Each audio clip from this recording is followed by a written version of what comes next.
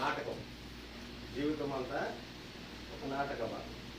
ఎవరి పాత్ర వాళ్ళు పోషించుకొని వెళ్ళిపోయేది. ఎవరి పాత్ర వాళ్ళు పోషించాలి. ఎందుకని ఇక్కడ ఏమంటారంటే సోలమితి అంటే స్త్రీ సంఘం కదా, ఆ సంఘాన్ని ఏమంటాడంటే నీ యొక్క పాత్ర నువ్వు పోషించడానికి తిరిగి మనము తల్లి గర్భంలోంచి పుట్టిన తర్వాత ఏ విధమైనటువంటి విధానంలో పుట్టామో ఆ విధంగానే మనం తిరిగి జన్మించిన మనము ఆ నాటకాన్ని మనం వేయాలి. నాటకం ఏంటంటే చూడండి, మీకు మా అర్థం ఇలా చెప్తాను. నోవాహు జలప్రళయంలో ప్రపంచం అంతా దేవుడు సృష్టించాడు కదా. సృష్టించినటువంటి దేవుడు వీళ్ళలో కొంతమందిని నాటకం ఆడటానికి, కొంతమందిని నాశనం అవడానికి, కొంతమందిని రక్షణ పొందడానికి దేవుడు ఏర్పాటు చేశాడు. అయితే వీళ్ళంతా 120 సంవత్సరాలు అతను వార్త చెప్పినప్పటికీ, అతను ద్రాక్ష తోట అమ్మి ఆ ఓడను కట్టినప్పటికీ, ఏది చేసినప్పటికీ చివరికి మిగిలిన ఎంతమంది? 8 మంది మాత్రమే ఆ నాటకంలో సక్సెస్ అయ్యారు. వాళ్ళు మాత్రమే దేవుని రాజ్యంలోకి. చూడు, ఇందాక అయ్యే ప్రార్థన చేస్తారు, ఎక్కడ 2-3 కూడి నా నామం స్మరిస్తారో అంటే దేవుడు ముందుగానే తెలుసు కొద్దిమందే ఉంటారు. అదే అన్నారు 1+1+700 అవునా, చెప్పుకుంటారు అయ్యేది. అట్లాగే చిన్న సంఘం చిన్నగానే ఉంటుంది. ఇప్పుడు యెహోషువ కాలంలో రాహాబు వేషలో కుటుంబాన్ని తీసుకెళ్ళి, తెలుసు కదా స్టోరీ అంతా మీకు, వాళ్ళకి ఇస్తే ఎర్రటి తొగడ దారం కింద కూర్చొని ప్రార్థన చేసుకుంటారు. ఇప్పుడు మనం నలుగురు ఎలా కూర్చొని చేస్తున్నాము, వాళ్ళు కూడా నాకు అదే గుర్తొచ్చింది. నేను ఏదో ఒక విన్నామని వస్తే ఈయన నాకు పెట్టాడు అర్థమైంది. వాళ్ళు నలుగురే కూర్చొని ప్రార్థన చేసుకుంటారు. వీళ్ళు వచ్చి వాళ్ళని ఎలా గుర్తుపట్టాలి మేము అని అన్నారు. ఎలా గుర్తుపడతారండి? ఏ ఇంట్లో ప్రార్థన జరుగుతుందో దేవుని యొక్క దూతలు ఆ విధంగానే. అయితే ఇక్కడ మహానయము అన్నారు. అంటే మహానయం అంటే దాని అర్థం ఏంటంటే 2 సేనలు. ఈ 2 సేనలు ఎక్కడైతే ఉంటుందో అక్కడే మహానయము, అక్కడే దేవుని సన్నిధి అని. ఈ మహాసైన్యం, ఈ మహానయం అనేది ఎక్కడ ఉంటుందంటే సింపుల్ గా నా చూసి వచ్చిన తర్వాత గుర్తొచ్చింది. 10 ఆజ్ఞలు ఉన్నాయి కదా అక్కడ. అయ్యారు 1 2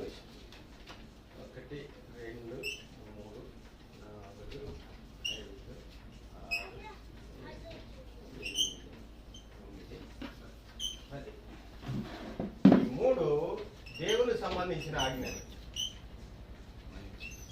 ఈ 6 మనిషికి సంబంధించిన ఆజ్ఞలు. చూడండి, ఆ 3 ఎవరికి సంబంధించినవి? నేనే దేవుణ్ణి, నేను తప్ప పూజించవద్దని 3 ఆజ్ఞలు ఉన్నాయి. ఈ కింద 5 నుంచి 10 వరకు మనిషి ఆజ్ఞ. ఏమని? పాపం చేయొద్దు, నరహత్య చేయొద్దు, విచారం చేయొద్దు. అయితే ఈ మనిషిని ఈ దేవుని గనిపేదే ఇది, నా సన్నిధిని పరిశుద్ధంగా అంటే దీన్నే మహానయము అన్నాడు దేవుడు.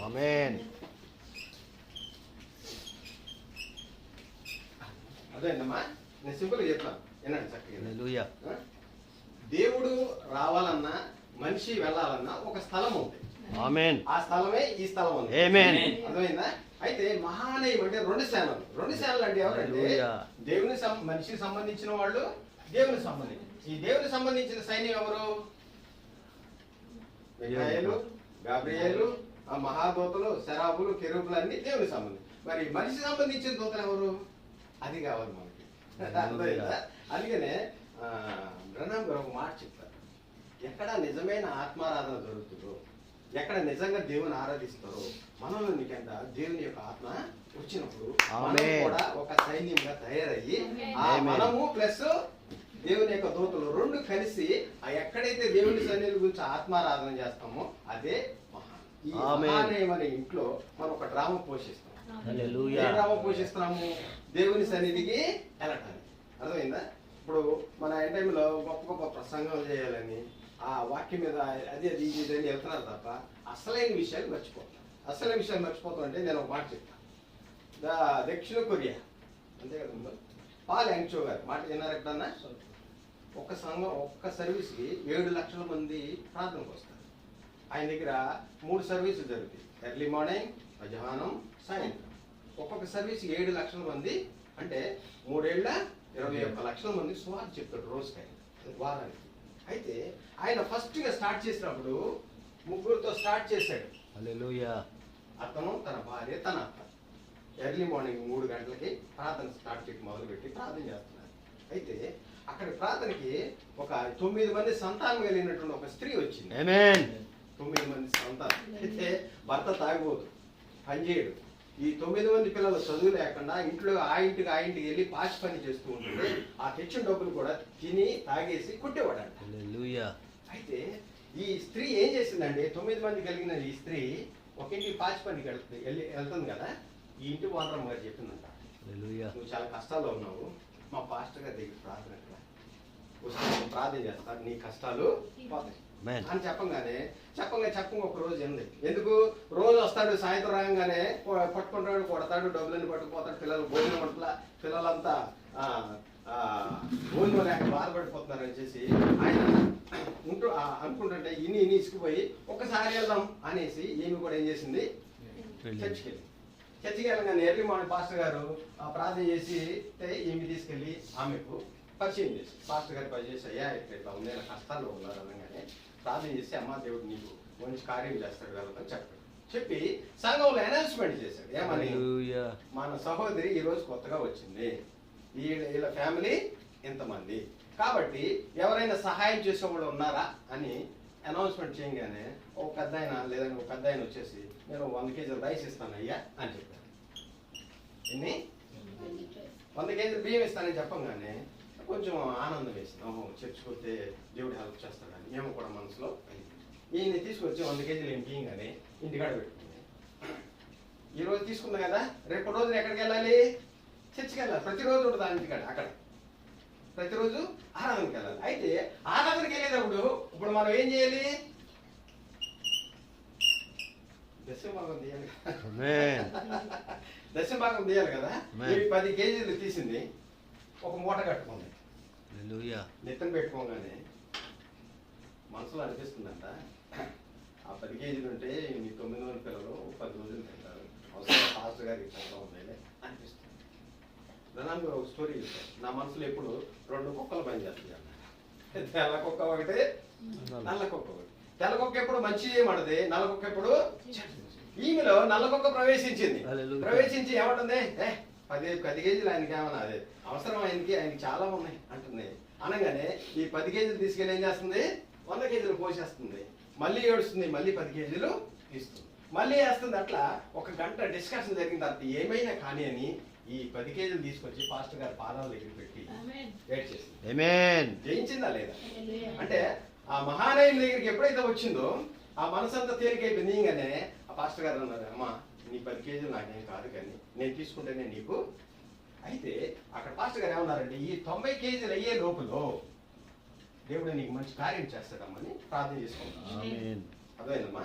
అయితే ఈ డ్రామా అంతా జరిగినా సరే నమ్మి చేసిన తర్వాత ఈ 100 కేజీలు అయ్యే లోపలనే భర్త మారాడు, పిల్లలందరినీ చదువుకి స్కూల్కి పంపిస్తున్నాడు, ఈయన కుటుంబాన్ని పోషిస్తున్నాడు, ఈయన కుటుంబం అంతా రక్షణ పొందాడు.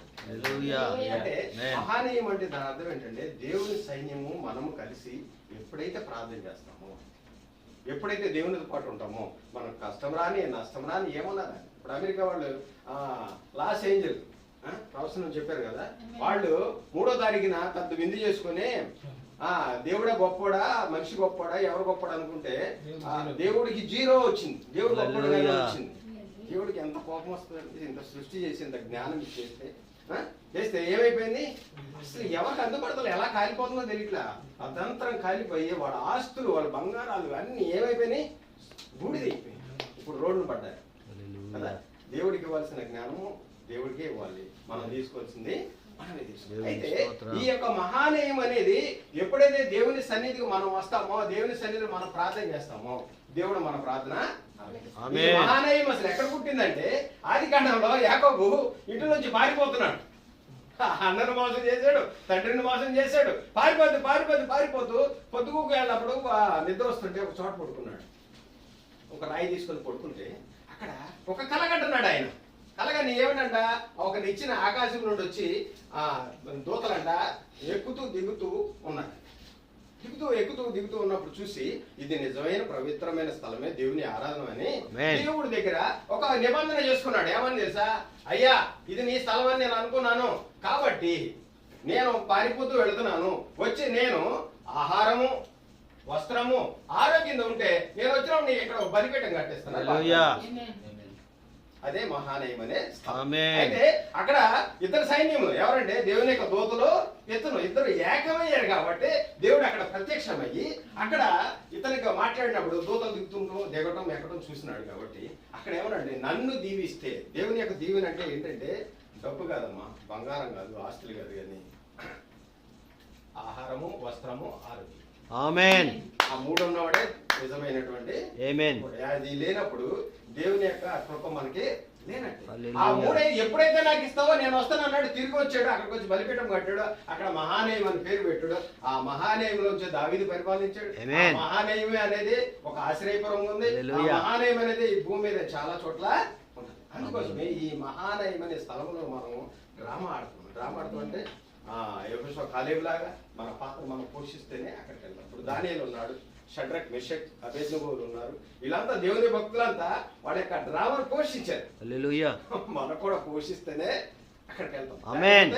వెళ్ళలేమండి. ఎందుకంటే ఈ మహానయం అనే లేదన్నా ఈ క్రైస్తవ వధువు అనే కుటుంబము, వధువు అనే ఫ్యామిలీ ఈ యొక్క వధువు నిజమైనటువంటి చేయాలంటే ఈ 7 మెట్లు మనలో హల్లెలూయా.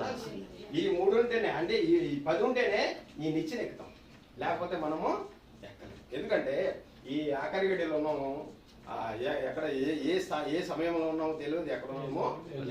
అందుకోసమే మనం ఇచ్చిన మన పాత్ర. నేనైతే రోజుకి ఎవరికైనా సరే సువార్త చెప్పడానికి ప్రయత్నం చేస్తాను. అది కూడా ఎవరైనా పాస్టర్లకే చెప్తాను. ఎవరికి పాస్టర్లే నా టార్గెట్. ఎందుకంటే చెప్తాడు, ఎన్ని చెప్పినా నేను బ్రదర్ అన్నాడు అనుకో, నేను ఒకటి అంటే అడ్రస్ లేని బాప్తిజం చేసుకుని అడ్రస్ లేని భక్తి చేస్తే నువ్వు ఎక్కడ అడ్రస్ లేని ఉత్తరం లాగా తిరుగుతావు బాబు అని చెప్పి మాట చెప్పి వదిలేస్తా. ఎందుకంటే మనకు అడ్రస్ దొరికింది, మనం ఎక్కడికి వెళ్ళాలో మహానయం ఎక్కడుందో మనకు తెలుసు. అర్థంగా? ఆ మహానయంకి వెళ్ళాక ఆ పేరేంటో మనకు తెలుసు, దానికి వెళ్ళవలసిన మార్గం మనకు తెలుసు.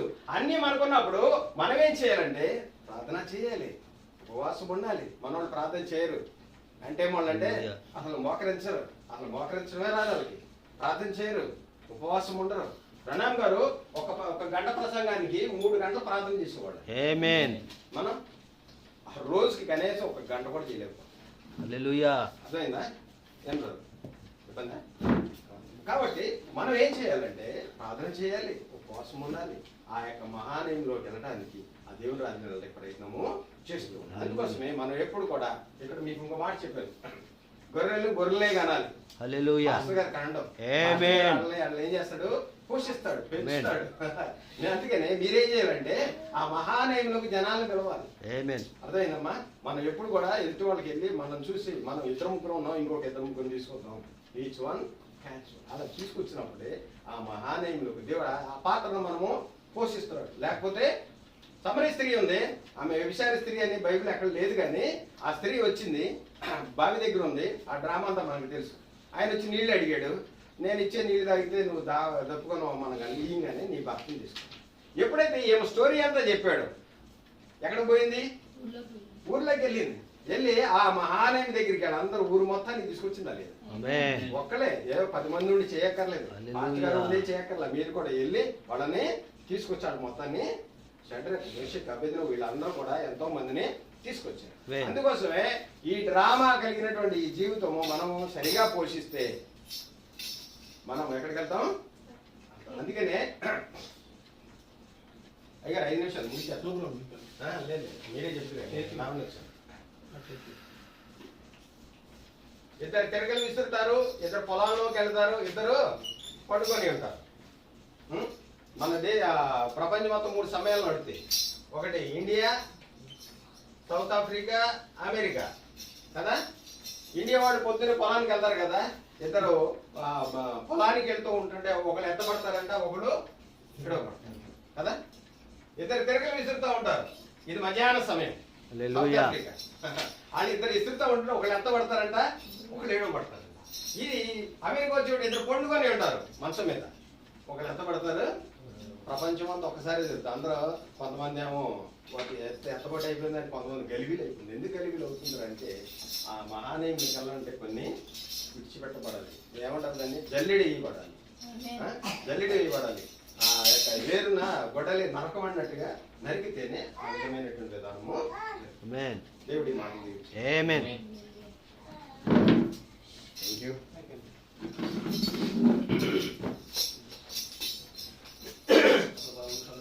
ఆమేన్. హల్లెలూయా. ఎంతమందికి అర్థమైంది? మహనాయి సింపుల్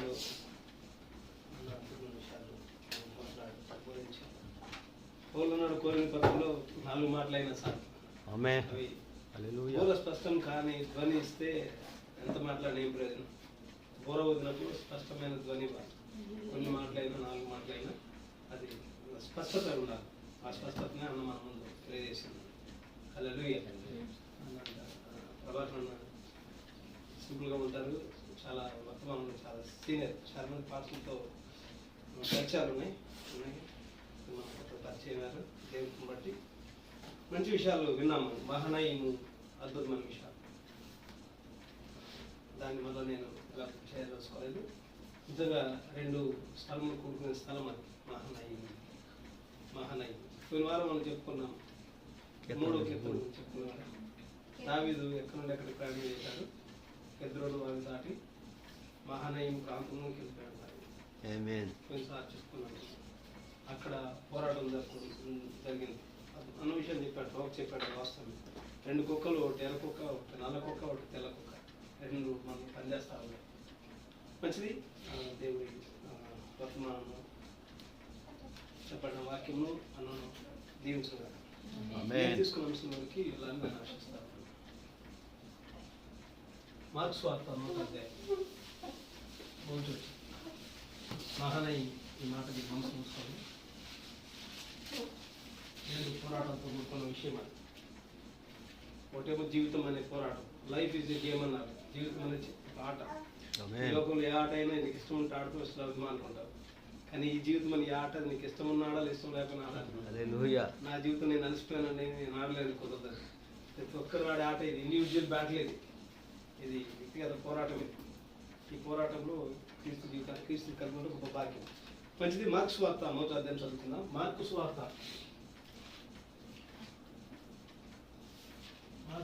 గురించి ధ్యానం చేసుకున్నాను అని చెప్పాను. చదువుకోమని చెప్పాను. చదువుకున్నాగా మార్క్స్ సువార్తలో 1వ అధ్యాయం చదువుకున్నాను. దేవుని కుమారుడైన యేసుక్రీస్తు సువార్త ప్రారంభం. మన గత కొన్ని వారాల నుండి ఒక్కొక్క చాప్టర్ ధ్యానం చేసుకున్నాం. ఒక్కొక్క పుస్తకం గురించి ధ్యానం చేసుకున్నాం. ఎజ్రా గురించి ధ్యానం చేసుకున్నాం. ఎజ్రా గ్రంథం గురించి, ఎస్తేర్ గ్రంథం గురించి చెప్పుకున్నాం. చాలా కీర్తన గ్రంథం 3వ కీర్తన గురించి ధ్యానం చేసుకున్నాం. ఎన్నో విషయాలని ఈ మార్క్స్ సువార్త గురించి మనం కొన్ని జాగ్రత్తగా గమనిస్తే కొన్ని విషయాలు మనం గమనించాలి. మార్క్స్ సువార్త కొత్త నిబంధనలు 4 సువార్తలు ఉన్నాయి. మత్తయి, మార్కు, లూకా, యోహాను. అయితే ఈ మత్తయి, మార్కు, లూకా అనేవి సినాప్టిక్ గాస్పల్స్ అన్నారు. అంటే 3 ఒకే విషయాన్ని పొందుపరుస్తూ ఉంటాయి. మత్తయి, మార్కు, లూకా ఈ 3 విషయాల్లో ఇంచుమించు ఒకే విషయాలు మనకు కనిపిస్తూ ఉంటాయి. దాన్ని సినాప్టిక్ గాస్పల్స్ అన్నారు. ఆర్టికల్ అంటే అర్థాలు. కలజోడుతూ మీరు చూస్తే 3 ఒకే విషయాలు మనకు కనిపిస్తూ ఉంటాయి. కానీ యోహాను సువార్త కొంచెం వ్యతిరేకంగా, అంటే కొంచెం సెపరేట్గా ఉంది. అది ఎక్కువ దైవత్వం గురించి చెప్పిన విషయాలు. ఈ 4 సువార్తలు ఏంటంటే ఈ మత్తయి, మార్కు, లూకా, యోహాను 4 సువార్తలు దేవర్ రిపోర్టర్స్. వారు ఒక రిపోర్టర్స్ అంటే క్రీస్తుని గురించి సంక్షిప్తముగా వాళ్ళు తెలియజేసేవారు. వారు కూలంకుషంగా తెలియజేశారు. అయితే వీరిలో మొట్టమొదట రాసిన సువార్త ఏంటంటే మార్కు సువార్త. మత్తయి, మార్కు, లూకా, యోహాను 4 సువార్తల్లో మొట్టమొదట వ్రాయబడిన సువార్త ఏంటంటే మార్కు సువార్త. ఈ మార్కు ఎవరంటే బర్నబాస్ అనే ఆయనకు సన్నిహిత సంబంధం కలిగిన వ్యక్తి. బర్నబాస్ యొక్క బంధువు. కొన్నిసార్లు చెప్పుకున్నాం మనం. పౌలు 3 సువార్త దండయాత్రలు చేశాడు. మొదటి సువార్త దండయాత్ర గురించి చెప్పుకున్నాం మనం. ఎక్కడి నుండి పౌలు ప్రారంభించాడు, అంత్యోక్య నుండి ఎక్కడి వరకు ముగించాడు, మళ్ళీ తిరిగి ఎలా వచ్చారండి.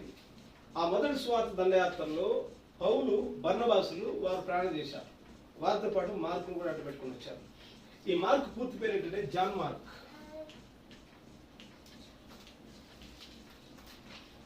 మార్క్ అనేది ఇదేమో రోమన్ పేరు, మార్కస్ అన్నారు.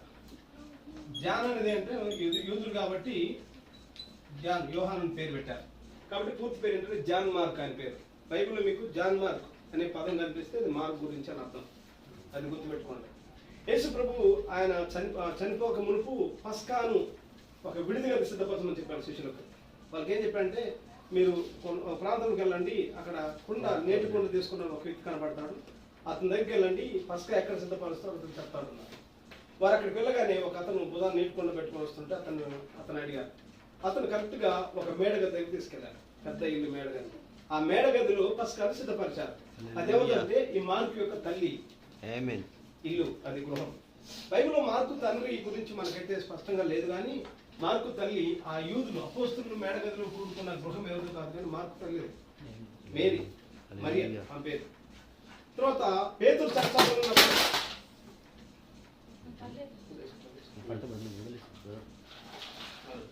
రెండోది పేతురు చర్చలో ఉన్నప్పుడు రాత్రంతా వాళ్ళ గదిలో ఉండి దేవుని పిల్లలు స్త్రీలు ప్రార్థన చేసుకున్నారు.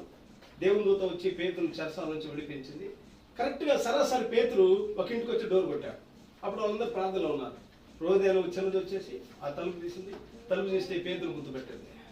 అప్పుడు వాళ్ళందరూ చూసి విస్మయం పొందారు. ఆయన ఎవరు కాదు, ఆ పేతురు వచ్చిన గృహము, వాళ్ళు ప్రార్థన చేసుకున్న ఆ గృహం ఎవరిదో కాదు, కానీ ఈ మార్కు తల్లిది. వాళ్ళ గృహం అది, వాళ్ళు ధైర్యం చేసిన వ్యక్తులు. అయితే ఈ మొదటి సువార్త దండయాత్రలో పౌలు బర్నబాసు వెళ్ళినప్పుడు వారితో పాటు ఈ మార్కును వెంటబెట్టుకుని వెళ్ళారు. మార్కును వెంటబెట్టుకుని వెళ్ళినప్పుడు మధ్యలోకి వెళ్ళిన తర్వాత, ఒక ప్రాంతంలోకి వెళ్ళిన తర్వాత మార్కు మళ్ళా కొన్ని కారణాలు బట్టి వెనుక చేశాడు, మళ్ళీ వెనుకెళ్ళిపోయాడు.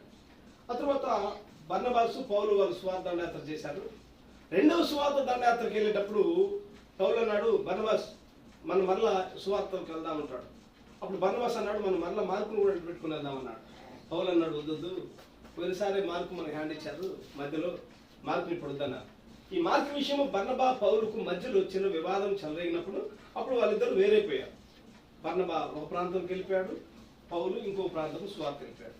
పౌలు ఏమో సీలను వెంట పెట్టుకుని వెళ్ళిపోయాడు, మార్కు బర్నబా మార్కును వెంట పెట్టుకుని వెళ్ళిపోయారు. అది మధ్యలో జరిగిన సంఘటన. అయితే ఈ మార్కు యొక్క ఈ మార్కు సువార్త ఎక్కువ ఎవరి కొరకు రాయబడిందంటే, రోమ్లో ఉన్నప్పుడు రాసిన పత్రిక. మార్కు సువార్త అనేది రోమ్లో ఉన్నప్పుడు రాయబడిన పత్రిక. ఎక్కువ రోమిలకు సందర్భం ఉద్దేశించి, ఆ రోమిలకు ఉద్దేశించి రాసిన పత్రిక సువార్త మార్కు సువార్త. మత్తయి ఏమో యూదులను ఉద్దేశించి రాశాడు మత్తయి సువార్త. మార్కు ఏమో రోమిలను ఉద్దేశించి రాశాడు మార్కు. లూకా ఏమో గ్రీకులను దృష్టిలో పెట్టుకొని లూకా రాశాడు. మంచి జ్ఞానంతో వైద్యుడు లూకా. మార్కులో చాలా విషయాలు ఉన్నాయి, అద్భుతమైన విషయాలు ఉన్నాయి. ఇందులో మనకు అధ్యాయాలు 16 ఉన్నాయి. మార్కు అధ్యాయాలు ఎన్ని ఉన్నాయి? 16 వచనాలు చదివారు. మార్కు సువార్తలో మొత్తం వచనాలు 678 వచనాలు ఉన్నాయి. 678 వచనాలు ఉన్నాయి. తర్వాత ఇందులో వెంటనే అనే మాట 45 సార్లు ఉంటుంది. వెంటనే అనే పదము 45 సార్లు ఉంటుంది మార్కు సువార్తలో. అద్భుతాలు 45 అద్భుతాలు చేశాడు. 45 అద్భుతాలు యేసు ప్రభు చెప్పాడు. కానీ మార్కు రాసిన అద్భుతాలు ఏంటంటే 8 అద్భుతాలు రాశాడు. యేసు ప్రభు చేసిన మొత్తం 45 అద్భుతాలు. మార్కు అందులో రాసిన విషయాలు యేసుక్రీస్తు చేసిన 8 అద్భుతాల గురించి రాశాడు. అవన్నీ తర్వాత కాబట్టి నేను డీటెయిల్ గా వివరంగా చెప్తాను. మత్తయి ఏమో దాదాపు 10 అద్భుతాల గురించి రాశాడు. మార్కు 8 అద్భుతాల గురించి రాశాడు. లూకా 20 అద్భుతాల గురించి రాశాడు. యోహాను 7 అద్భుతాల గురించి రాశాడు. కాబట్టి మార్కు అంత డీటెయిల్డ్ గా, ఒక మాట చెప్పాలంటే మిగతా సువార్తలు ఎక్కువ అధ్యాయాలు ఉంటాయి, కానీ మార్కు సువార్తలు తక్కువ అధ్యాయాలు ఉన్నాయి, 16 అధ్యాయాలు మాత్రం ఉన్నాయి. అంటే అర్థం ఏంటంటే మార్కు అంత డీటెయిల్డ్ గా రాయలేదు. మార్కు సువార్త అది షార్ట్ కట్ లో రాశాడు. ఆయన షార్ట్ కట్ లో కొట్టి తెచ్చన్నట్టుగా ఆ ఏం అవసరమో ఏ విషయాలు రాశాడు. మత్తయి ఒక యూదుడు కాబట్టి, యూదులకు రాసే సువార్త కాబట్టి డీటెయిల్డ్ గా రాశాడు. వంశావళి విధి, అబ్రాహాము ఇస్సాకు యాకోబు కరణు, యాకోబు యూదా అందము కరణు, మొత్తం వంశావళంతా రాసి ఉంచాడు. ఆయన పుట్టుక నుండి ప్రారంభించుకుంటూ వచ్చాడు. కానీ మార్కు సువార్త యేసు పుట్టుకుని కూర్చొని ఆయన ఆ పుట్టుకుని ఎస్కేప్ చేశాడు. కరెక్ట్ సరాసరి ఎక్కడికి వెళ్ళాడు? బాప్తిసం దగ్గరికి వెళ్ళాడు. అంటే మార్కు సువార్తలో యేసు ప్రభువును ఒక సేవకునిగా వర్ణించాడు. సింహాసనం చుట్టూ ఏమున్నాయి? 4 జీవులు. ఆ 4 జీవులు ప్రవక్త చాలా అద్భుతమైన విషయాలు లోతుగా వర్ణించాడు. అందులో ఒకటి మత్తయి, మార్కు, లూకా, యోహాను 4 జీవులు అని చెప్పారు. మత్తయి సింహం వంటి జీవి అయినది. మార్కు దేవుని సేవకునిగా వర్ణించాడు, దూడ వంటి జీవి ఉంది. లూకా మనుషుల ముఖం ఉంటే ముఖం ఉంది. నా యోహాను పక్షిరాజు వంటి జీవి. ఆమేన్. మార్కు రెండవ జీవికి పోల్చబడింది. హల్లెలూయా. అంటే యేసుక్రీస్తు సేవా పరిచర్య గురించి. ఇందులో మార్కు సారాంశం ఏంటంటే యేసుక్రీస్తు పరిచర్య, సేవా జీవితము, తగ్గింపు స్వభావం, పరిచర్యను గురించి రాస్తూ ఉన్నాడు. ఎక్కువగా ఎవరు రాస్తున్నాడంటే రోమిలకు రాస్తా ఉన్నాడు, రోమాలో ఉన్న క్రైస్తవ సంఘములకు రాస్తా ఉన్నాడు. ఆ తర్వాత పౌలు మార్కును మన వద్దు మార్కు వద్దని చెప్పాడు కదా. తర్వాత బర్నబా చనిపోయిన తర్వాత మార్కు కరెక్ట్ 11 సంవత్సరాల తర్వాత పౌలు మార్కును గురించి హెచ్చరిస్తాడు కొలసీ పత్రికలో. మార్కును నేను నా శ్రమలో ఉన్నప్పుడు నేను కన్న మార్కున్నాడు, ఆ మార్కును కూడా వెంట పెట్టుకుందామని చెప్తారు. అంటే మార్కు వెళ్ళ క్రీస్తు ప్రేమను కలిగినాడు. ఎన్నో విషయాలు ఇక్కడ వ్రాయబడ్డాయి. పేతురు కూడా మార్కు యొక్క శిష్యుడు. ఒక చెప్పాలంటే మీరు మార్క్స్ వార్త బాగా చదివితే పేతురు రాసిన పేతురు మాటలు ఎత్తి రాస్తా ఉంటాడు మార్క్స్ వార్త. మార్కులో ఎక్కువ విషయాలు పేతురు రాసిన విషయాలు మీకు ఎత్తి రాస్తా ఉంటాడు. అయితే ఇందులో ఈ మార్క్స్ వార్త ప్రారంభంలో ఏమో చెప్పి నేను బైబిల్ గ్రంథము ప్రారంభంలో పాత నిబంధన హీబ్రూలో వ్రాయబడి ఉన్నది. పాత నిబంధనలు మొత్తం 39 పుస్తకాలు ఉన్నాయి మన తెలుగు ఇంగ్లీష్లో. కానీ హీబ్రూలో 24 పుస్తకాలు ఉంటాయి. 24 పుస్తకాలు ఉంటాయి హీబ్రూలో. జెనసిస్ అదే బెరేషిత్ అనే దగ్గర నుంచి 24 పుస్తకాలు ఉంటాయి. హీబ్రూలో చివరి పుస్తకం ఏంటంటే 2వ దినవృత్తాంతంలో, మొదటి దినవృత్తాంతంలో 2వ దినవృత్తాంతం. ఎందుకు 24 కుదించారంటే మొదటి సమయాలు, 2వ సమయాలు 2వ పుస్తకం రాశారు. మొదటి రాజులు, 2వ రాజులు 2 ఒక పుస్తకంగా పెట్టారు. మొదటి దినవృత్తాంతం, 2వ దినవృత్తాంతం 2 ఒక పుస్తకంగా పెట్టారు హీబ్రూలు. కాబట్టి అట్లా కుదించిన కారణంగా 24 పుస్తకాలే హీబ్రూలో ఉన్నాయి. ఈ హీబ్రూలో దీన్ని పాత నిబంధన ఏమన్నారంటే తనాక్ అన్నారు. తనాక్ అంటే పాత నిబంధన అని అర్థం, లేఖనాల గురించిన విషయాలు. ఇట్లా పాత నిబంధన హీబ్రూలో రాయబడటమే కాకుండా అలెగ్జాండర్ అనే వ్యక్తి చక్రవర్తి ప్రపంచాన్ని 4 సామ్రాజ్యాలు పరిపాలన చేశాయి. మొట్టమొదటి బబులోన్ సామ్రాజ్యం, రెండోది గ్రీకుల సామ్రాజ్యం, రెండోది మిడో పార్షియన్ సామ్రాజ్యం, మూడోది గ్రీకుల సామ్రాజ్యం, నాలుగోది రోమన్ సామ్రాజ్యం. ఇందులో గ్రీకుల సామ్రాజ్యం అలెగ్జాండర్ అనే వ్యక్తి చనిపోయిన తర్వాత 4 రాజులు పరిపాలన చేసుకున్నాడు. వారిలో ఒక వ్యక్తి అలెగ్జాండ్రియాలో వాడికి ఒక మంచి పుస్తకశాల ఉన్నది. అన్ని పుస్తకాలు ఉన్నాయి కానీ ఒక బైబిల్ మాత్రమే లేదు. వాడికి ఆలోచన వచ్చింది, ఈ బైబిల్ మనకు కావాలి ఎట్లా అని ఆలోచన చేస్తే వారు చెప్పారు, సలహా చెప్పారు. యూదులు పండితులు ఉన్నారు, యోధా పండితులు. అప్పటి వరకు హీబ్రూలోనే ఉంది బైబిల్, హీబ్రూ భాషలోనే పాత నిబంధన రాయబడి ఉంది. కాబట్టి ఆ హీబ్రూ బైబిల్ ఉన్న భాషను మన గ్రీక్ లోనికి మార్చడానికి ఎవరు ఉన్నారని వెతికినప్పుడు హీబ్రూ ఆ మేధావుల దగ్గరికి వెళ్ళేసి దాదాపు 70 మంది పెద్దలు పిలిపించారు. 70 మంది సెప్టోజెంట్ అన్నారు. 70 మంది మేధావులందరూ కలిసి ఒక హీబ్రూ ఉన్న పాత నిబంధన పాత నిబంధన తర్జుమా చేశారు.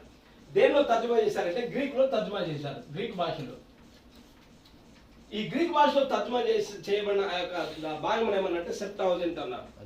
70 అంటే మొత్తం 72, అయితే 70గా రాశారు. హీబ్రూలో వ్రాయబడింది, తర్వాత గ్రీక్ లో వ్రాయబడి ఉన్నది పాత నిబంధన, తర్వాత ఆ అరామిక్ లో వ్రాయబడింది, లాటిన్ భాషలో వ్రాయబడింది. రోమిన్ యొక్క భాష లాటిన్.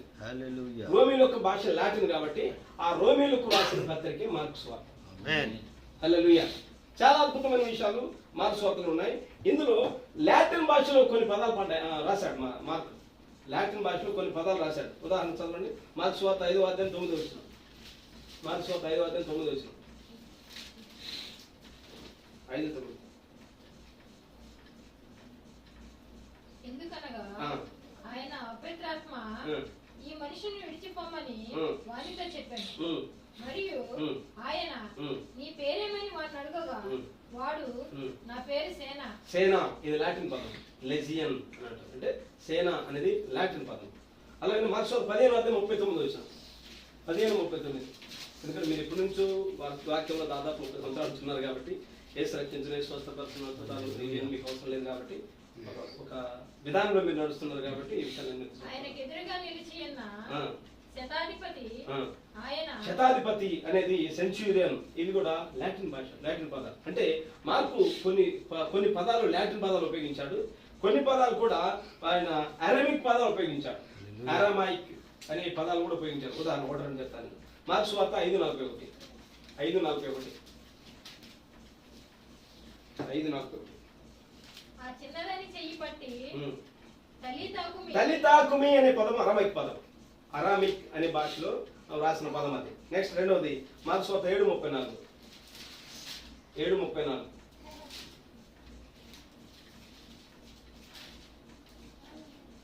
ఆకాశము వైపు కన్నులెత్తి నిట్టూర్పు విడిచి ఎఫతా ఎఫాతా అనేది అది అరామిక్ భాష, అంటే తెరువుము, హల్లెలూయా. ఓపెన్, కన్ను తెరువుము అనే మాట. ఇట్లా అరామిక్ పదాలు కొన్ని ఉపయోగించాడు, లాటిన్ భాషలో పదాలు కొన్ని ఉపయోగించాడు. అయితే ఎందుకంటే ఎక్కువగా రోమియోల మధ్యలో క్రీస్తుని గురించి ఎంఫసైజ్ చేసి రాసిన సువార్త మార్క్స్ సువార్త. అందుకని ఎక్కువ అన్యులకు, రోమియోలు అంటే అన్యులు కదా, అన్యులకు క్రీస్తుని గురించి పరిచయం చేసేటప్పుడు క్రీస్తు నామాన్ని ఎంఫసైజ్ ఆయన పట్టి ఉన్నతమైన స్థానంలో వివరించడానికి మార్క్ ఏం చేశారంటే ఎక్కువ అన్యుల మధ్యలో దేవుడు ఏ కార్యాలు చేశాడో రాసుకుంటూ వచ్చారు. ఆమేన్. హల్లెలూయా. శతాధిపతి ఎవరు? అన్యుడే కదా, అన్యుడు. సెంచురియన్. శతాధిపతి గురించి రాసుకుంటూ వచ్చాడు మార్క్. అందుకనే కొన్ని యేసు ప్రభు శిష్యులను ఎక్కడెక్కడ గద్దించుకుంటూ తెచ్చాడు. ప్రార్థన చేసినప్పుడు మీరు కొంచెం మనం మెలకుగా తోడలేరా అని కొన్ని ఎక్కడికైతే యేసు ప్రభు శిష్యులు గద్దించుకుంటూ వచ్చాడు ఆ విషయాలు కూడా రాశాడు. రాసి ఎక్కువగా అన్ని జనుల పట్ల దేవుడు ఏ కార్యాలు చేసుకుంటూ వచ్చాడో ఆ విషయాలు రాశాడు మార్కులో చాలా అద్భుతమైన విషయాలు ఉన్నాయి. అద్భుతమైన విషయాలు ఒకసారి మనం ఒక విషయం చెప్తాం. మార్క్స్ 11:13.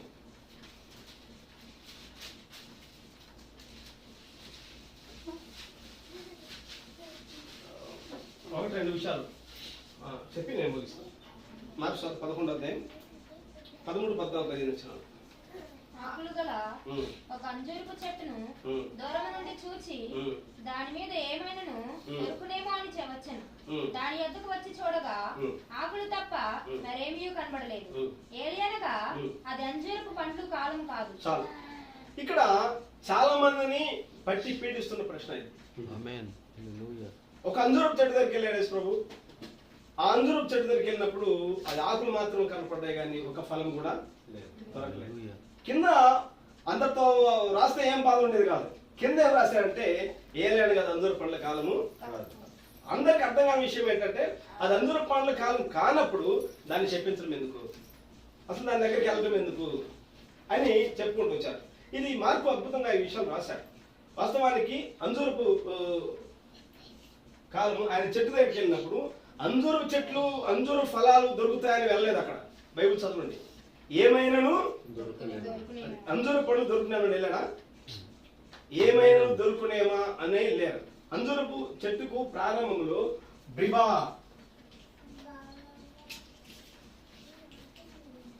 ఒక చిన్న చిన్న కాయలు కాస్తాయంటే ప్రారంభం ఇజ్రాయెల్ దేశంలో బ్రిబా అంటారు. అంటే ఇమ్మెచ్యూర్ ఫలాలు అవన్నీ, అంటే పరిపక్వ దశకు చెందని ఫలాలు అవన్నీ.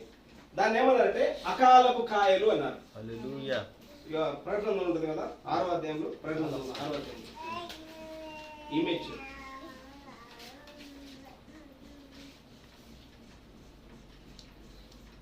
ప్రకటన 6వ అధ్యాయం 12 వచ్చిన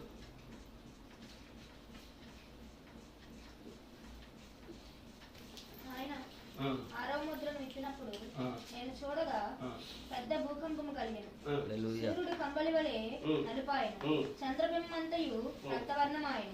పెద్ద గాలి చేత ఊగులాడు అంజూరపు చెట్టు నుండి అకాలపు కాయలు రాలున్నట్లు. అంటే అంజూరపు చెట్టుకు ప్రారంభంలో మొట్టమొదట అంజూరపు కాయలు ఏమో పక్వానికి వచ్చినప్పుడు అంజూరపు పండు, ఇది పరిపక్వ దశకు వచ్చినప్పుడు సీజన్ టైంలో వచ్చినప్పుడు పండేది అంజూర పండ్లు. ఇన్ సీజన్ రానప్పుడు ఇమెచ్యూర్ అకాలపు కాలం, అంటే ఎదుగుదల లేనప్పుడు పండిన పండ్లు ఏమనంటే బ్రిబా పండ్లు అన్నారు. బ్రిబా కాలం అన్నారు. బ్రిబా కాలం అంటే ఇమ్మెచ్యూర్ కాలం అన్నమాట. ఒకసారి ఇంకో వాక్యం ఒకసారి మీకా గ్రంథం 4వ అధ్యాయం 4 వచ్చిన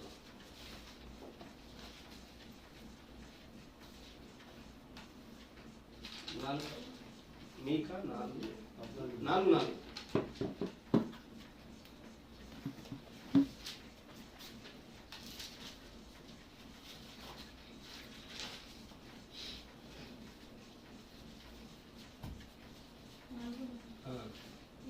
భయము లేకుండా ప్రతివాడును తన ద్రాక్ష చెట్టు క్రిందను తన అంజూరపు చెట్టు క్రిందను కూర్చుండును. సైన్యములకు అధిపతియగు యెహోవా మాట ఇచ్చుచున్నాడు. ఒక్క మాటలో చెప్పాలంటే రిఫరెన్స్ నేను తర్వాత చెప్తాను. ఈ అంజూరపు చెట్టుకు కాయలైతే చాలా ఫలాలైతే ఆకులైతే ఉన్నాయి, కానీ ప్రారంభంలో పండిన పంట దాన్ని అకాలపు కాయలు అన్నారు. అంటే ఒక చిన్న ఎర్లీ స్ప్రింగ్ లో మార్చి ఏప్రిల్ అనే ప్రాంతంలో ఎర్లీ టైంలో కాసే కాయలు బ్రిబా కాయలు అన్నారు. ఎప్పుడైతే ఆ చెట్టుకు బ్రిబా ఇవి కాస్తాయో అప్పుడు ఇవి పరిపక్వ దశకు అంజూరు పండుగ ఉంటాయి. మరొక మాట చెప్పాలంటే ఇది మొదటి రాకడ. పస్కా పండుగకు ముందుగా చెట్టు దగ్గరికి వెళ్ళాడు ఆయన. ఆమేన్. పస్కా పండుగకు ముందుగా అక్కడికి వెళ్ళాడు. పస్కా పండుగ దేని సాదృశ్యం? యేసుక్రీస్తు యొక్క మరణానికి సాదృశ్యం. లూకాసు వార్త 19వ అధ్యాయం 41వ వచనంలో ఒక మాట రాయబడింది. లూకాసు వార్త 19:41.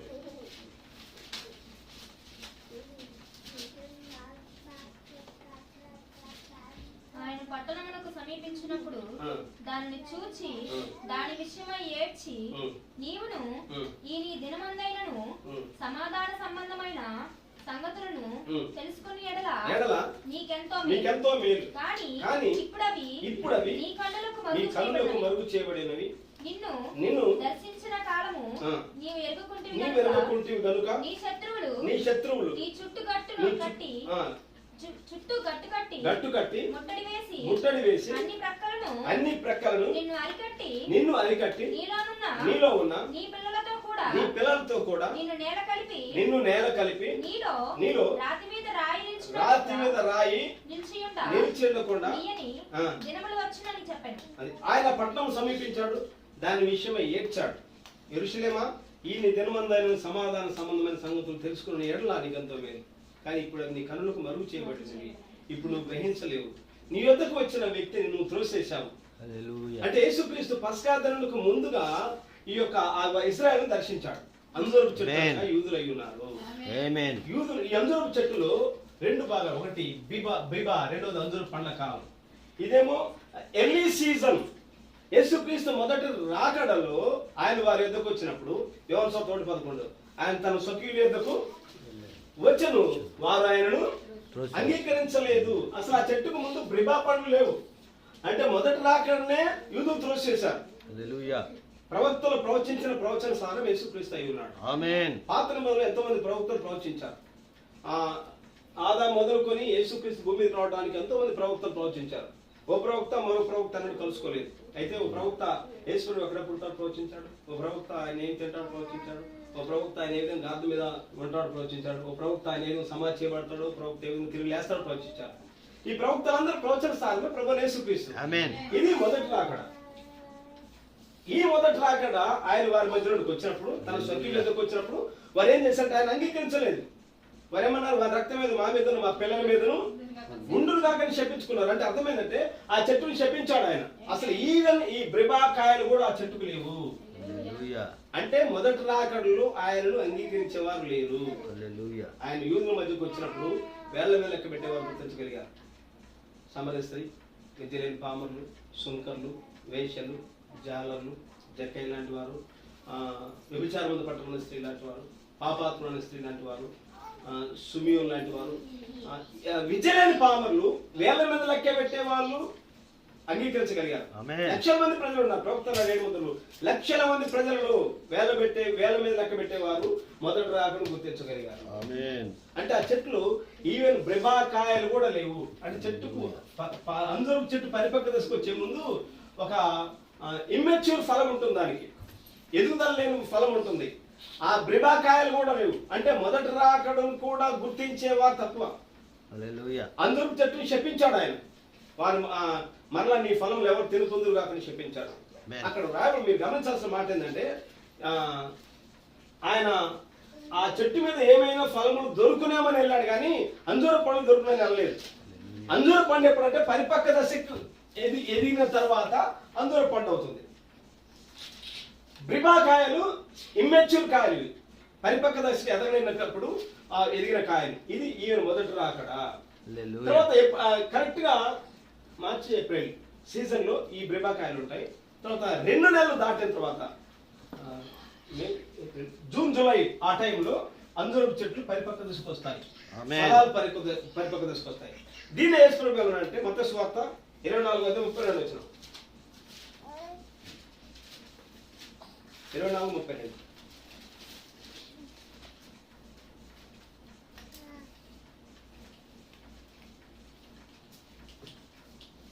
అంజూరపు చెట్టును చూచి ఈ బ్రిబాకాయలు అంటే మరొక మాట చెప్పండి, ఇది మొదటి రాక. యేసుక్రీస్తు మెస్సయ్యగా భూమి మీదకి వచ్చినప్పుడు భూమి మీదకి వచ్చినప్పుడు ఆయన గుర్తించలేదు కాబట్టి మీరు శపించబడు కాకండి అందరూ చెట్టు శపించాడు ఆయన. అంజూరపు చెట్టును చూచి 2 నెలల తర్వాత లేటర్ స్ప్రింగ్ వస్తుంది. ఈ అంజూరపు చెట్టు ఇవే బ్రిబాకాయలు, ఈ బ్రిబాకాయలు ఉంటేనే ఈ అంజూరపు చెట్టు పరిపక్వ దశకు వస్తాయి. 2 నెలల తర్వాత ఈ చెట్టు మీద ఫలాలు అంజూరపు చెట్లు కనబడతాయి. యేసు ప్రభు ఈ చెట్టు దగ్గరికి వచ్చినప్పుడు అంజూరపు పండ్లు ఏమైనా దొరుకుతాయేమో వెళ్ళలేదు అక్కడికి. ఆ చెట్టు మీద ఏమైనా ఫలములు అంటే చెట్లు ప్రారంభం మొట్టమొదటి కనబడే ఏంటంటే బ్రిబాకాయలే. ఇవి పరిపక్వ దశకు వచ్చిన తర్వాత అంజూరపు పండ్లు కనబడతా ఉంటాయి. అంజూరపు చెట్టును చూచి ఒక ఉపమానం నేర్చుకోండి. అంజూరపు కొమ్మ లేతదై చిగురించినప్పుడు వసంతకాలము మీకు తెలియను. ఆ ప్రకారమే ఈ సంగతులన్నీ జరుగుట చూసినప్పుడు ఆయన సమీపంలోనే ద్వారం దగ్గరనే ఉన్నాడని. అది మరొక మాట చెప్పాలంటే అంజూరపు పండ్లు అంటే రెండో రాకడ. బ్రిబా అంటే ప్రారంభంలో ఎర్లీ సీజన్, ఇమెచ్యూర్ సీజన్ అంటే మొదటి రాకడలో యేసుక్రీస్తు మొదటి రాకడ కన్య గర్భంలో భూమి మీదకి వచ్చినప్పుడు జరిగిన మొదటి రాకడ. అది వాళ్ళు త్రోసేశారు, అంగీకరించలేదు. కాబట్టి ఆయన ఆ ప్రాంతంలోకి వెళ్ళి మళ్ళా తిరిగి వస్తున్న సందర్భమున పేతురు ఆ సంగతి జ్ఞాపకం తెచ్చుకొని, ప్రభువా నేను నువ్వు శపించావు అంజూరపు చెట్టు, అది ఇప్పుడు పూర్తిగా ఎండిపోయింది అన్నాడు. అంజూరపు చెట్టు ఎండిపోవడం అంటే అర్థం ఏంటంటే యూదులు అన్నారు కదా, వారి రక్తం మీద మా మీదను, ఆ పిల్లల మీదను ఉండును కాకన్నారు. ఎప్పుడైతే వారు తాము శపించుకున్నారో క్రీస్తు శకము 70వ సంవత్సరంన జనరల్ టైటస్ యెరూషలేము పట్టణాన్ని ముట్టడించి యెరూషలేము ధ్వంసం చేసి యెరూషలేము తగలబెట్టించాడు. అప్పటి నుంచి యూదులందరూ ప్రపంచ దేశంలో స్కాటర్ అయిపోయారు. ప్రపంచ దేశంలో మీరు చరిత్రలో గమనించండి, స్టాలిన్, హిట్లర్, ఐక్మన్, ముస్సోలిని మొదలగు నాయకులు మొదలగు నియంతలు ద్వారా అతి కిరాతకంగా అతి దారుణంగా చంపబడిన యూదులు. ఒక్క హిట్లరే 60 లక్షల మంది యూదులను చంపించాడు, అతి దారుణంగా చంపించాడు. మొత్తం 1,20,00,000 మంది చంపించాడు హిట్లర్. యూదులు మాత్రం 60 లక్షల మంది యూదులను వారు బంకర్స్ వేసేసి చంపాడు. యూదులు అంత కిరాతకంగా చంపారు. ఈ నలుగురు మొత్తం హిట్లర్, స్టాలిన్, ఐక్మన్, ముస్సోలిని ఈ నలుగురు నియంతలు ప్రకటన 6వ అధ్యాయంలో 12వ వచనంలో యూఫ్రటీస్ నది దగ్గర నలుగురు కొన్ని ఆత్మలు బంధించబడ్డాయి. యూఫ్రటీస్ నది దగ్గర ఆ ఆత్మలు బంధించబడ్డారంటే ప్రవక్త 2 కోట్ల దయ్యాలు బంధించబడ్డాయి. అవన్నీ వీళ్ళ మీద పడ్డప్పుడు యూదులు కిరాతకంగా చంపారు. అంటే దాని అర్థం ఏంటంటే ఎప్పుడైతే ఆ చెట్టు దగ్గరికి వెళ్ళాడు కనీసం బ్రిబాకాయలైన పండుతాయేమో అనుకున్నాడు, మొదటి రాకడన్నా గుర్తిస్తారేమో అనుకున్నాడు. కరెక్ట్ పస్కా పండుగ సమీపంలో ముందుగానే ఆయన చెట్టు దగ్గరికి వెళ్ళాడు. పస్కా అంటే క్రీస్తు మొదటి రాకడ. ఆ మొదటి రాకడ కూడా వారు అంగీకరించిన త్రోసివేశారు. ఆ కారణం చేత యూదులందరూ దేశంలో చదివిపోయారు. ఇక్కడ ప్రభు ఏమంటాడు, నీ రాకడ సూచన ఏంటి ప్రభు అని అడిగినప్పుడు రాకడ సూచన ఏంటంటే అంజూరపు చెట్టు చిగురిస్తాది అన్నాడు. ఇక్కడ ఎండిపోయింది కదా, ఎండిపోయిన ఈ చెట్టు ఇక్కడ ఏమవ్వాలి, చిగురించాలి. అంజూరపు చెట్టు చిగురించడం అంటే ఏంటో కాదు కానీ ప్రపంచ దేశాల్లో స్కాటర్ అయిన యూదులు, చాలా చెదిరిపోయిన యూదులు వారందరూ వాగ్దాన దేశం చేరడం. 1948 మే 7వ తారీఖున ఐక్యరాజ్య సమితి వాళ్ళు స్వాతంత్రం ప్రకటన చేశారు. వాళ్ళందరూ తిరిగి వాళ్ళ సొంత వాగ్దాన దేశం చేరారు. వాళ్ళకి సొంత దేశం ఉన్నది, వాళ్ళకు జెండా ఉంది, వాళ్ళకు జాతీయ జెండా ఉంది, వాళ్ళకు ప్రవక్తలు ఉన్నారు, వాళ్ళకు మందిరం ఉంది, వాళ్ళకు ఆరాధన ఉంది. ప్రపంచ దేశమే వారిని గుర్తించే స్థితిలో దేవుడు తీసుకొచ్చాడు. ప్రపంచ దేశాల్లో యూదులందరూ మళ్ళీ తిరిగి తమ వాగ్దాన దేశంలోకి అడుగుపెడుతున్నారు. కాబట్టి అంజూరపు చెట్టు పరిపక్వ దశలోకి వచ్చిందంటే అర్థం ఏంటంటే రెండవ రాకడ అని అర్థం. రాకడ గురించి మత్తయి సువార్త 24వ అధ్యాయం మీరు జాగ్రత్త చదవండి. మత్తయి సువార్త 24వ అధ్యాయం, మార్కు సువార్త 11వ అధ్యాయం, లూకా సువార్త 21వ అధ్యాయం. ఈ 3 అధ్యాయాల్లో రాకడ కూర్చున్న విషయాలు కూలంకుషంగా ఉంటాయి. ఖచ్చితంగా ఉదాహరణ ఒకటి కలిపి చదవాలి. మత్తయి సువార్త 24వ అధ్యాయం, మార్కు సువార్త 13వ అధ్యాయం, లూకా సువార్త 21వ అధ్యాయం. ఈ 3 అధ్యాయాలు కలిపి చదవాలి. కలిపి చదివినప్పుడు రాకడ కూర్చున్న విషయాలు ఉంటాయి. కాబట్టి యేసు ప్రభు మార్కు క్లియర్ గా రాశాడు. ఆ చెట్టు దగ్గరికి వెళ్ళినప్పుడు అంజూరు పండ్లు ఏమన్నా దొరుకునేమని వెళ్ళలేదు కానీ ఏమైనాను దొరుకునేమో అని వెళ్ళాడు. ఏమైనా దొరుకునేమంటే కనీసం అంజూరపు చెట్టు అన్నప్పుడు కనీసం బ్రిబా పండ్లు దొరకాలి ఉండాలి. అసలు అవి కూడా లేవు ఆ చెట్టుకు. హల్లెలూయా. పస్కా పండుగ ముందుగా మొదటి రాగానే యూదులు గుర్తించలేకపోయారు. ఆమేన్. 2 నెలల తర్వాత ఇవే బ్రిబా పండ్లు అంజూరపు చెట్టుగా పరిపక్వ దశలకు వస్తాయి. నేను చెప్పేది అర్థమవుతున్నా? అది దాని అర్థం. ఏదైనా కదా అంజూరపు పండ్ల కాలం కాదంటే ఇది కాదు. యేసు వెళ్ళిన కాలము రెండవ రాకడ విషయం కాదు. మీరు బైబిల్ బాగా మీకు అర్థమైతే, మీరు బాగా అర్థం చేసుకుంటే యేసు మొదటి రాకడలో 16వ అధ్యాయం చదవుతాను నేను. కొందరు శాస్త్రులు వచ్చి, ప్రభువా మేము నీ వల్ల ఆకాశంలో సూచక్రియ చూడబోతున్నామన్నారు. అసలు వారి మధ్యలో వారు చూడాల్సిన సూచక్రియ ఆకాశంలో జరిగే సూచక్రియ కాదు. వారి మధ్యలో కన్యగర్భవతి కుమారుని కనులు అనేది ఒక సూచక్రియ. మొదటి రాకడను దేవుడు ఒక సూచనగా ఇచ్చాడు వాళ్ళకి. ఆ సూచన వాళ్ళు గుర్తించలేక రెండవ రాకడలో జరిగే సూచక్రియను అడుగుతున్నారు వాళ్ళు. మత్తయి 24:30 చదవండి. 24:30. 24:30. అప్పుడు మనుష్య కుమారుని సూచన ఆకాశమందు కనబడింది. ఆ సూచన అడుగుతున్నారు ఇక్కడ పరిశీలి. ప్రభా మేము ఆకాశం నుండి ఒక సూచన మాకు. అదే సూచన రెండవ రాకడ గురించిన సూచన. వాళ్ళు అసలు ఏ సూచన వాళ్ళు అడగాలి? మేమున్న కాలంలో మాకు ఏ సూచన అయితే నువ్వు నిర్ణయించావు అది దయచేయి ప్రభా. ఆ సూచన దేవుడు చూపించాడు. అదేంటంటే యెషయా 7:14 ఆలకించుడు దేవుడు ఒక సూచన చూపించబోతున్నాడు. అదేంటి కన్య గర్భవతి. దేవుడు ఆ సూచన చూపించాడు ఆల్రెడీ. ఆ సూచన గుర్తించకుండా రెండవ రాకడలు ఎప్పుడో భవిష్యత్తులో రెండవ రాకడలో జరిగే సూచన వాళ్ళు గుర్తిస్తా ఉన్నారు. వాళ్ళు అడుగుతా ఉన్నారు.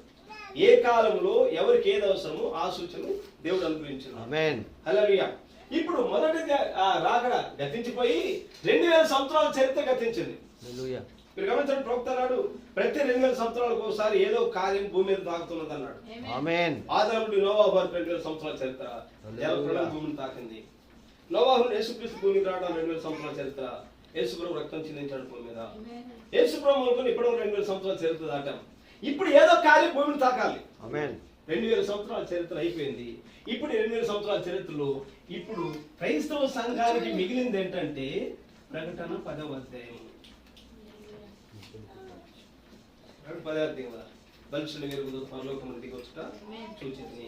ఆయన మేఘము ధరించుకుని ఉంటాను. ఆయన శిరస్సు మీద ఇంద్రధనుస్సు ఉంటాను. ఆయన చేతులు ఇవ్వబడిన చిన్న పుస్తకము ఉండేను. ఆయన కుడిపాదం సముద్రం మీద, ఎడం పాదం భూమి మీద మోపి సింహంలాగా ఆర్పటించాడు. ఆయన ఆర్పటించినప్పుడు 7 ఉరుములు శబ్దాలు పలికాయి. ఆ 7 ఉరుములు యోహాను అన్నాడు, I was about to right అన్నాడు. ప్రభా నన్ను వాటిని వ్రాయవద్దు అన్నాడు. ఎందుకంటే 7 ఉరుములకు ఇచ్చిన మర్మము 7వ దూత పలకాలన్నాడు. హల్లెలూయా. కాబట్టి ఇప్పుడు అంజూరపు చెట్టు పరిపక్వ దశకు వచ్చిందంటే రెండవ రాకడలో జరిగిన కార్యాలు. హల్లెలూయా. ఈ రెండవ రాకడ మొదటి రాకడను ఏ విధంగా కోట్ల మంది ప్రజలు తప్పిపోయారో రెండవ రాకడ విషయంలో కూడా అంతే. ఈ కార్యాలు కూడా అంతే.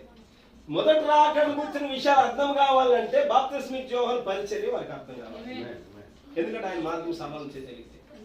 మరి రెండవ రాకడ విషయాలు పరిపూర్ణంగా అర్థం కావాలంటే రెండవ రాకడ ముందుగా పంపించబడే ఏలియా లేక దూత, వర్తమానం, ప్రవక్త విలియం బ్రెన్హామ్ గారి యొక్క పరిచర్య అర్థం అవ్వాలి. హల్లెలూయా. 7 ముద్రలు ఇవ్వబడ్డాయి. నిత్యత్వ సంగతులు ఎన్నో బయలుపరచబడ్డాయి. ప్రవక్త ప్రవచించిన ప్రవచనాలన్నీ 33లోనే 7 ప్రవచనాలు ప్రవచించాడు ఆయన. మొదటి ప్రవచనం ఏంటి? 33 ప్రవచించాడు ఆయన జూన్ నెలలో. మొదటిది ముస్సోలిని ప్రపంచ యుద్ధంలో మరణయుద్ధం తీసుకుని వస్తాడు, వారు మరణయుద్ధం చనిపోతాడని చెప్పాడు. 2 అడాల్ఫ్ హిట్లర్ వాడు 2వ ప్రపంచ యుద్ధంలోకి ప్రపంచాన్ని లాగుతాడని చెప్పాడు. 3 ఇజమ్స్ గురించి చెప్పాడు. Fascism, Nazism, communism. ఈ 3 కమ్యూనిజం కలిసిపోతాయి అన్నాడు. 2 ఫ్యాసిజం, నాసిజం. ఫ్యాసిజం ముస్సోలిని ద్వారా స్టార్ట్ అయింది. నాస్తికత్వం అనేది హిట్లర్ ద్వారా స్టార్ట్ అయింది. ఆ 2 ఇప్పుడు లేవు. అవి 3వ దాంట్లో కమ్యూనిజం కలిసిపోయింది. 4వది ఆ యొక్క సైన్స్ గురించి, విజ్ఞానము కోడిగుడ్డ ఆకారం కారు వస్తుందని చెప్పాడు, మార్కెట్లోకి వచ్చింది.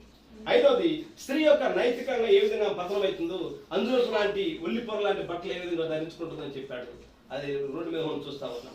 6వది అమెరికాలో ఒక అందమైన స్త్రీ లేస్తుంది, అది రోమన్ కౌథలిక్ అని చెప్పిన ఒక నెరవేర్పు జరిగాయి. 7వది ఇటీవల మనము అమెరికాలో లాస్ ఏంజల్స్ కాలిఫోర్నియా పట్టణంలో ఆ పసిఫిక్ మహాసముద్రం సమీపంలో పాలిసేడ్ అనే చిన్న గ్రామంలో ఒక పేద ఇంట్లో మొత్తంగా ఒక ఏదో మంట రేగిందంట. అక్కడ నుంచి ఆ మంట అది ఎలా వచ్చిందో అది ఇక్కడ పంపించడానికి అర్థం కాదు. ఏదైనా ఒక మంట రేగితే ఒక ఇల్లు కాలిపోతే 2 ఇల్లు కాలిపోతాయి. ఈ ఇల్లు కొన్ని మైళ్ళ వేగంతో రావటం వల్ల అది పట్టణం మొత్తం పట్టణమే లాస్ ఏంజల్స్ మొత్తం అది బూడిదైపోయింది. ఆమేన్. ఏడవ హల్లెలూయా. దర్శనంలో చెప్పాడు, నేను ఒకసారి అమెరికాకి వెళ్ళి చూసినప్పుడు అది బూడిద మాత్రం మిగిలింది, బూడిద దిబ్బలుగా మిగిలింది. హల్లెలూయా. ప్రభుత్వ నాడు ఈ యొక్క అమెరికా పట్టణం దేవుడు నాశనం చేయకపోతే సొదొమ గొమొర్రా పట్టణం నాశనం చేసినందుకు దేవుడు క్షమాపణ చెప్పాలన్నాడు. హల్లెలూయా. అమెరికా అంటే ఉండటం ఏంటో కాదు కానీ ఆయన రాకడానికి వచ్చే 20 దీపకాల వర్తమానం ప్రవక్త నాడు అమెరికాలో ఉండటం పందుల దొడ్లో ఉండటం సమానం అన్నాడు. ఆ దేశాన్ని దేవుడు ప్రభుత్వం పంపించాడు, ఒక వరంలో పంపించాడు, త్రోసి వేసింది ఆ దేశం. అమెరికాలో ఉండటం ఏమీ లేదు కానీ దేవుని ఆ ప్రపంచ వ్యాప్తంగా దేవుడు వాక్య వధువుని ఎంచుకున్నాడు కాబట్టి ఆ వధువుకు వర్తమానం పరిపూర్ణంగా అంగీకరించింది. ఈ రెండవ రాకడ కాలంలో ఈ అంజూరపు పండ్లు అంజూరపు చెట్టు సిగిరించే విధానాన్ని ఆ సంఘము వధువు గమనిస్తా ఉంటుంది.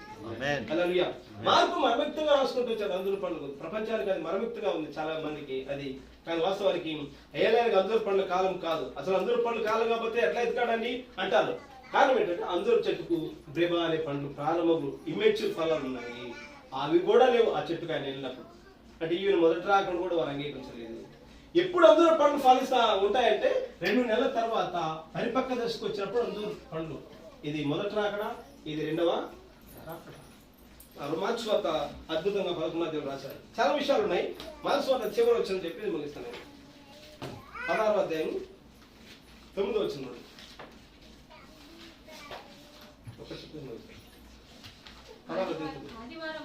ఆదివారం తెల్లవారినప్పుడు యేసు లేచి తాను 7 దయ్యములను వెళ్ళగొట్టిన మగ్దలేని మరియకు మొదట కనబడెను.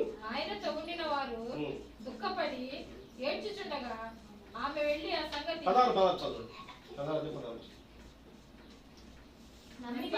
నమ్మి బాప్తిస్మం పొందినవాడు రక్షింపబడును, నమ్మని వానికి శిక్ష విధింపబడును. ఈ సందర్భాన్ని తీసుకొని ప్రవక్త ట్రయల్ అనే మెసేజ్ చెప్పారు. 1964 జూన్ నెల 27వ తారీఖున ది ట్రయల్ అనే మెసేజ్ చెప్పాడు. అందులో చిన్న ఒక స్టోరీ చెప్పాడు. ఆ స్టోరీ ఏంటంటే ఒక వృద్ధురాలకు ఒక కుమారుడు ఉన్నాడు. ఆ కుమారుడు విదేశాల్లో బైబిల్ థియాలజీ చేయడానికి వెళ్ళాడు, ట్రైనింగ్ చేస్తా ఉన్నాడు. ఈ తల్లికి బాగా ఒకసారి జ్వరం వచ్చింది, అనారోగ్యం పాలైంది, చావు బ్రతుకుల మధ్యలో ఉంది. ఆ తల్లి ఏం చేస్తుందంటే బంధువుల సంబంధికులు కుమారుడికి టెలిగ్రామ్ పంపారు, నీ తల్లి చావు బ్రతుకుల మధ్యలో ఉంది, నువ్వు రమ్మని. అతను వెంటనే ఏమి రిప్లై ఇచ్చాడంటే నాకు సెలవులు ఇవ్వట్లేదు, నేను రాలేకపోతున్నాను, సారీ మమ్మీ అని రిప్లై ఇచ్చాడు. సరే కొంతకాలం అయిన తర్వాత ఆమె ఏం చేశారంటే ఆమె మెల్లగా కొంచెం అటు కూలుకొని ఓ చర్చ్ దగ్గరికి వెళ్ళింది. ఆ చర్చిలో పాస్టర్గా ప్రార్థన చేసినప్పుడు విశ్వాసం ద్వారా ఆమె స్వస్థ పొందుకున్నాడు. హల్లెలూయా. ఆమె ఇంటికి వచ్చింది. ఈ కుమారుడు మళ్ళా టైం తీసుకొని వాళ్ళ మమ్మీ దగ్గరికి వచ్చాడు. మమ్మీ దగ్గరికి వచ్చినప్పుడు ఆమె మంచిగా లేచి భోజనాలు ఏమైనా చేస్తాను. మమ్మీ అంత ప్రాణాపాయాలు ఉన్నావు కదా, నువ్వు ఎలా చేసావు, ఎలా స్వస్థ పొందావు అని అడిగితే ఆమె చెప్పింది, అయ్యా ఈ డౌన్లో ఒక చర్చ్ ఉంది, అక్కడికి వెళ్ళాను, వాళ్ళు ప్రార్థన చేయమంటే అక్కడ ప్రార్థన చేసుకున్నాను, నేను ఆ పాస్టర్ చేసి ప్రార్థన చేశాడు, వెంటనే నాకు స్వస్థ వచ్చిందని చెప్పినాను. హల్లెలూయా. అయితే అతను ట్రైనింగ్ చేసిన వ్యక్తి కాబట్టి అతను ఏమన్నాడంటే, oh mother you did not associate with the group, అటువంటి గ్రూప్ తో నువ్వు ఎటువంటి సావాసం కలిగి ఉండద్దు. Did you see he said we in the school we learned that Mark 16 from 9th verse is not inspired. మేము చదువుకున్న థియాలజీ కాలేజీలో మార్క్స్ సువార్త 16వ అధ్యాయం 9వ వచనం నుండి అది ప్రేరేపించబడి రాసింది కాదు, మామూలు కొంతమంది వేరే వాళ్ళు ఎవరో రాశారు అని చెప్పాడు. నువ్వు వెళ్ళొచ్చు అని చెప్తున్నాడు థియాలజీ చేసిన కుమారుడు.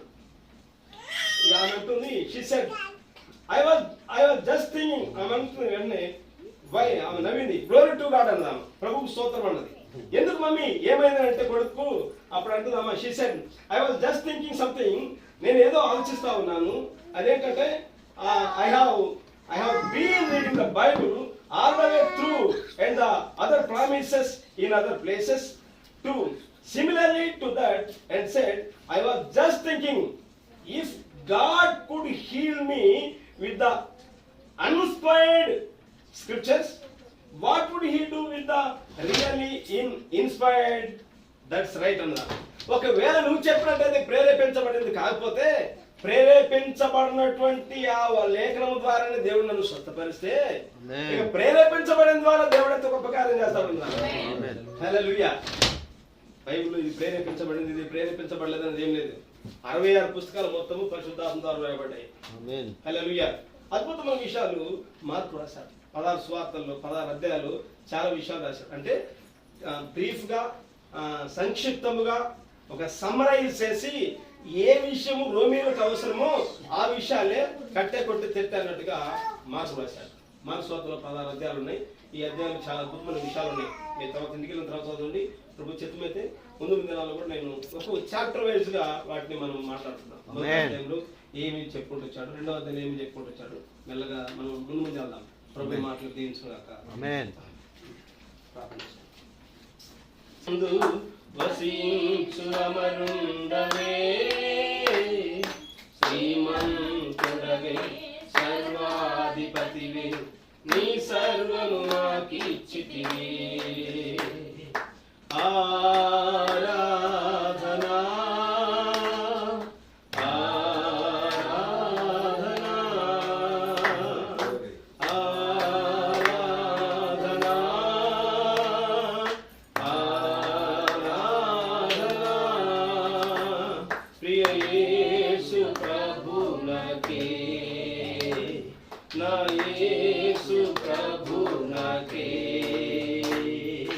మహిమ నీకే ప్రభు ఘనత నీకే ప్రభు మహిమ నీకే ప్రభు. హల్లెలూయా. మార్క్స్ వార్తలో బ్రీఫ్ ఇంట్రడక్షన్ చెప్పుకున్నాం. అందులో ఒక అందరూ చెట్టును వచ్చే సందర్భం మాత్రం మనం ధ్యానం చేసుకున్నాం. ప్రభు చిత్తమైతే ప్రభు మనం సాయం చేసినట్లయితే మిగతా ఈ చాప్టర్ వైజ్గా మనం వాటిని ధ్యానం చేసుకుందాం. హల్లెలూయా.